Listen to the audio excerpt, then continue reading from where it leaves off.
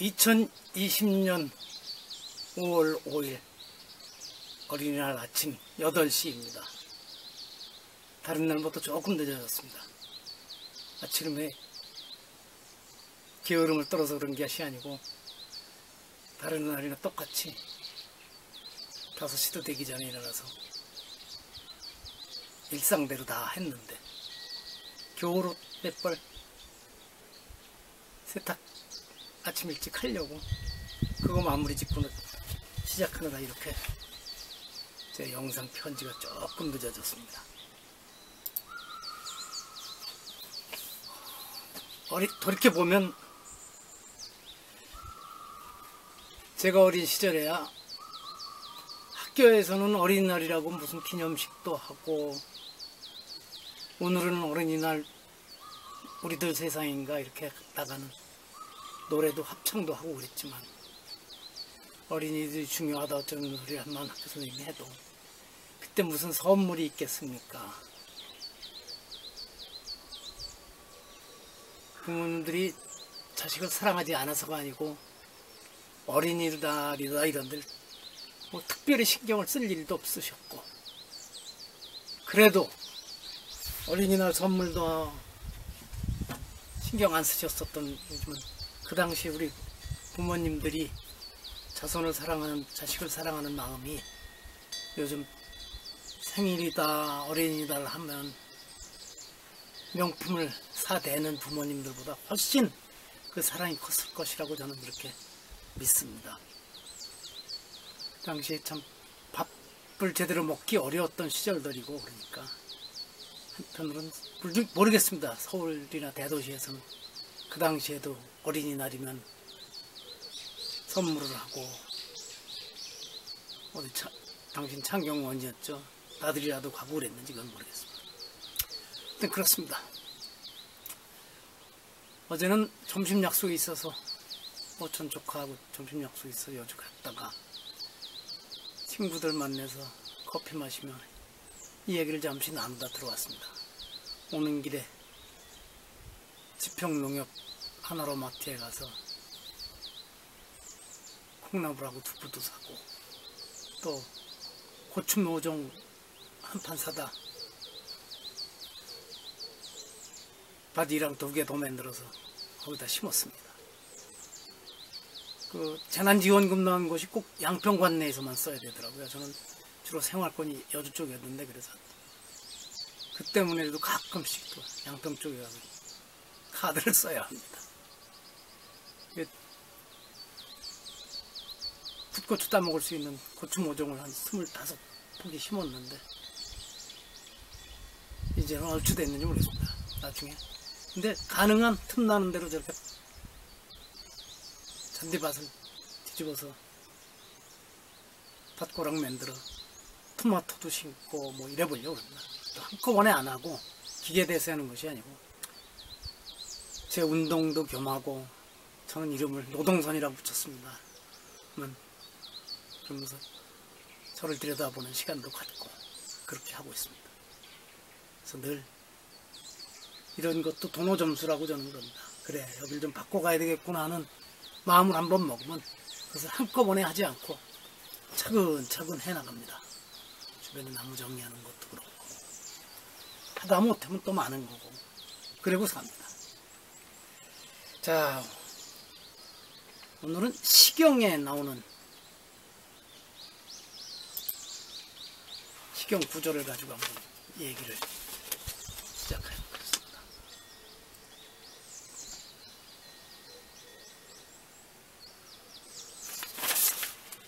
교원여황 안지후이. 교원영색이라는 말은 많이 하죠. 꾸민말. 교원여황. 황놀래 생황 무슨 관악기 종류더라고. 피리 종류. 이게 황의 원래 뜻은 요 위에 풀자가 있는 거 보면 알 겁니다. 그 관악기 끝에 소리를 내게 달려있는 혀라고 사전에서는 그려놨어요.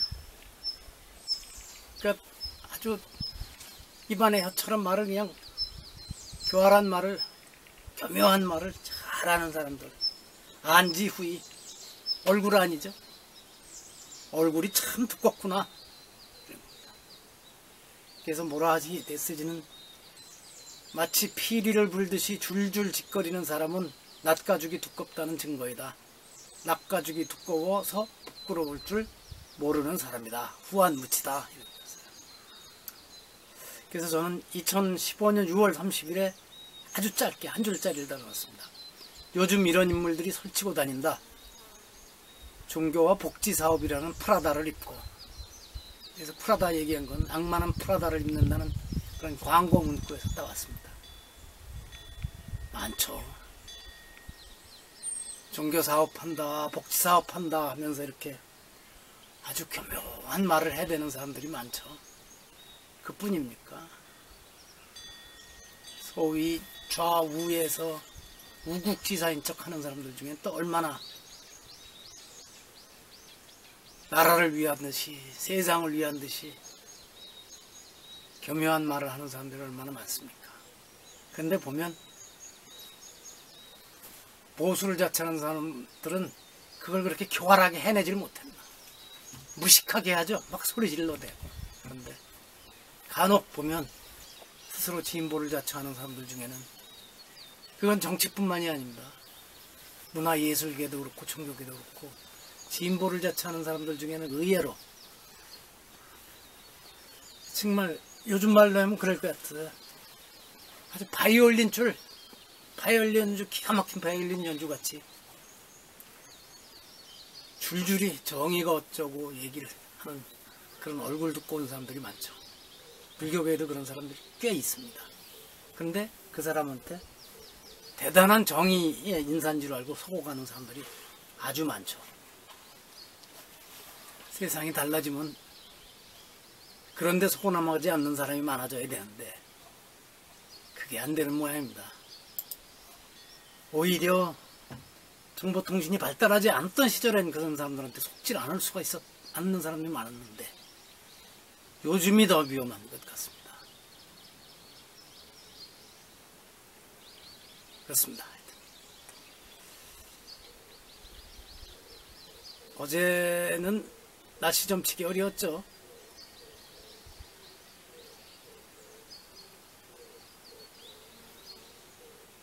이게 요즘이 참 좋습니다. 초록, 온통 초록이니까 베트남도 이쯤이 아주 좋죠. 연두색으로. 지금 앞산을 바라보면 저걸 보는 것만으로 기분 좋습니다. 오늘 이 얘기를 좀 짧게 해보려고 그러고 있는데 아침 새벽에 깨서 4시 40분쯤 전화기로다가 뉴스를 보는데 뉴스 원인가에 나왔던데 제목이 환호도 잠시 코로나로 플라스틱 항구적 환경재앙 우려. 이게 최근에 이 전 세계적인 코로나 사태로 사람이 움직이지 않고 물자가 움직이지 않으니까 차도 많이 멈추고 비행기는 거의 멈추고 배가 다니는 것도 적어지고 이러면서 공기가 맑아져서 인공위성에서 찍은 지구 사진의 색깔이 달라졌다는 밝은 뉴스도 들렸고 사람이 움직임이 좋으니까 도시 한복판에까지 사슴이 내려와서 뛰어놀든가 어느 동네는 개들의 천지가 되기도 하고 또 인도 쪽에서 이 매연과 이런 문제로 미세먼지로 히말라야가 안 보였었는데 요즘은 인도 쪽에서도 히말라야 설산이 보인다. 이런 밝은 뉴스가 있었는데 문제는 우리나라뿐만 아니라 전 세계에서 소위 록다운에서 집에서 움직이질 못하게 되는 곳이 많으니까 곳곳에서 배달 음식을 시켜 먹는 일이 많고 음식뿐만이 아니라 다른 것들도 쇼핑도 거의 인터넷 쇼핑으로다가 몰려가니까 포장재가 엄청나게 쌓이게 되죠. 그러다가 오늘 이 뉴스를 보니까 그렇게 사람이 죽어가는데 사람을 감싸는 것도 플라스틱 재질이고, 의사들의 방호복도 그렇고, 마스크, 의사들이 쓰는 장갑, 이렇게 해서 썩지 않는 폐기물이 코로나 사태 이전보다 몇 배, 하여튼 뭐 수십 배 이상 나오고 있다고 합니다. 그래서 마지막 그것이 모이는 곳이 결국 바다인데, 바다에 물고기들을 배를 갈라보면 그 미세 분말, 미세 플라스틱이 훨씬 더 많아진 거로다가 좀 밝혀지고 있다고 합니다. 근데 지금 이게 어떻게 방법이 없는 상황인 것 같아요. 가능한 그래도 줄이려고 해야 되겠는데, 글쎄 이런 판이라고 그렇게 중국집 짜장면이나 하여튼 요즘은 그릇이 안 딸려오지 않습니까? 폐기 처분하게 돼 있는 스티로폴이나 뭐 플라스틱 용기에 보내는데 언제까지 이렇게 해야 되는지, 그리고 사람들이 대개 자기 집에서는 방출을 해버리니까, 암만 우리나라 요즘 쓰레기 분리수거 한다 그러지만 분리수거 해간 그 플라스틱 제품은 결국 한꺼번에 모아서 처리를 하는 건데, 그것이 옳은가? 그냥 내보내는 사람은 나는 깨끗하게 했어, 오히려 거기 자기 위안만 주는 것이 아닌가 하는 생각을 해봅니다. 하여튼 그렇습니다. 그리고 또 한 가지 뉴스는 며칠 전에도 그 말씀을 드린 것 같은데, 중국이 메콩강 상류, 중국 경내 국경 안에 있는 메콩강 상류에 댐을 많이 만들면서 캄보디아나 라오스 이쪽으로 메콩강의 영향을 받는 나라들이 고통을 겪게 된다. 또 언제든지 중국이 그 나라들의 말하자면 목줄을 줄 수 있는 상황이다. 실제로 벌어지고 있거든요. 그래서 캄보디아에 있는 그 동남아시아 최대의 담소인 톤레협인가요? 그 앙코르와 가까운 데 있습니다만 거기가 말라가고 있다는 뉴스도 있었는데, 오늘 뉴스는 아예 그 환경 관련 쪽에서 나온 겁니다만, 메콩을 끼고 있는 그 나라들의 가뭄이 심각해질 가능성이 높고, 그걸 중국이 계속 물을 땡겼다 놨다 하니까 꼼짝 못할 수밖에 없는 그런 상황이라고 합니다. 하여튼 세상이 그렇게 가고 있습니다. 중국이 옛날에 그렇게 일본과 영국 그런데 이렇게 당하고 살다가 요즘 주변에 가하고 있는 이 압박을 보면 결코 그때 그들이 당한 것보다 적다고 할 수 없는 그런 상황입니다. 안타깝습니다. 하고 제가 오늘은 집에서 이렇게 거의 보내고, 이따가 낮에는 좀 노동선을 겸해서 장작을 나무를 자르고 이런 일을 할 겁니다만, 내일부터 사흘은 좀 밖에 활동을 하게 되어 있습니다. 내일은 제가 관계하는 사법 편집회의가 있어서 좀 나갔다 와야 되고, 모레는 늘 아주 오랜 세월 가깝게 지내는 청송법사가 여주 쪽으로 와서 규현법사하고 셋이 세상 이야기 나누며 주변도 돌아다니고 맛있는 밥도 사 먹고 그렇게 될 겁니다. 그리고 모레 8일은 서울에서 점심과 저녁 약속이 있어서 바쁘게 다녀와야 합니다. 모레 어버이날도, 이제는 이제 어버이날이 돌아가신 분들 한번 이렇게 생각해보는 것부터 마치게 되는, 한편으로는 뭐 부담을 덜었다고 하는 사람들도 있겠지만 그렇습니다. 작년도 3월 23일 어머님 돌아가신 이후로는 이제 어버이날을 아예 생각 안 하는 것이 한편으로는 편하기도 합니다. 자꾸 그날이 되면은 부모님들한테 이렇게 효도를 다 하지 못했다는 생각, 무엇보다도 젊을 적 부모님들이 고생하시면서 자식들을 가르치고 그럴 적엔 희망이 있으셨을 텐데 자식들 잘 키워놨다고 그랬는데 나중에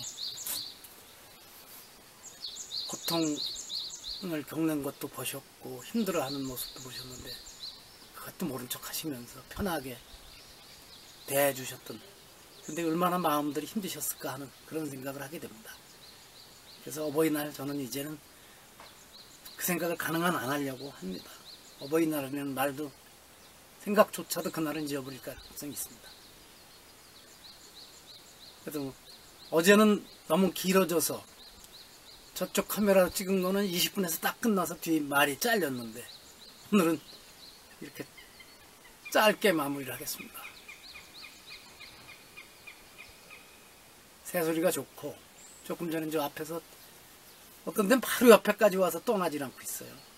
야, 이놈들이 편한 줄 아는구나 하고 합니다. 오늘 이 정도로 마칩니다.